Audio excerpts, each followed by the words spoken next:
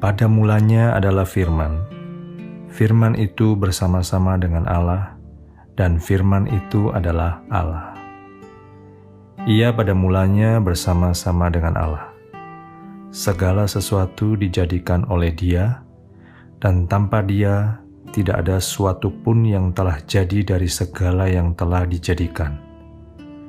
Dalam Dia ada hidup, dan hidup itu adalah terang manusia.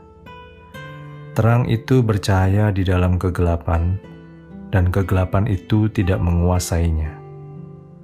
Datanglah seorang yang diutus Allah, namanya Yohanes. Ia datang sebagai saksi untuk memberi kesaksian tentang terang itu, supaya oleh Dia semua orang menjadi percaya.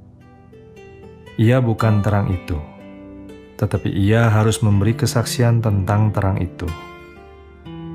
Terang yang sesungguhnya, yang menerangi setiap orang, sedang datang ke dalam dunia. Ia telah ada di dalam dunia, dan dunia dijadikan olehnya, tetapi dunia tidak mengenalnya. Ia datang kepada milik kepunyaannya, tetapi orang-orang kepunyaannya itu tidak menerimanya. Tetapi semua orang yang menerimanya diberinya kuasa, supaya menjadi anak-anak Allah, yaitu mereka yang percaya dalam namanya. Orang-orang yang diperanakkan bukan dari darah atau dari daging, bukan pula secara jasmani, oleh keinginan seorang laki-laki, melainkan dari Allah. Firman itu telah menjadi manusia, dan diam di antara kita, dan kita telah melihat kemuliaannya, yaitu kemuliaan yang diberikan kepadanya sebagai anak tunggal Bapa, penuh kasih karunia dan kebenaran. Yohanes memberi kesaksian tentang Dia dan berseru, katanya, "Inilah Dia yang kumaksudkan ketika aku berkata, kemudian daripadaku akan datang Dia yang telah mendahului aku, sebab Dia telah ada sebelum aku." Karena dari kepenuhannya, kita semua telah menerima kasih karunia demi kasih karunia. Sebab hukum Taurat diberikan oleh Musa, tetapi kasih karunia dan kebenaran datang oleh Yesus Kristus. Tidak seorang pun yang pernah melihat Allah, tetapi anak tunggal Allah yang ada di pangkuan Bapa, Dialah yang menyatakannya. Kesaksian Yohanes tentang dirinya sendiri.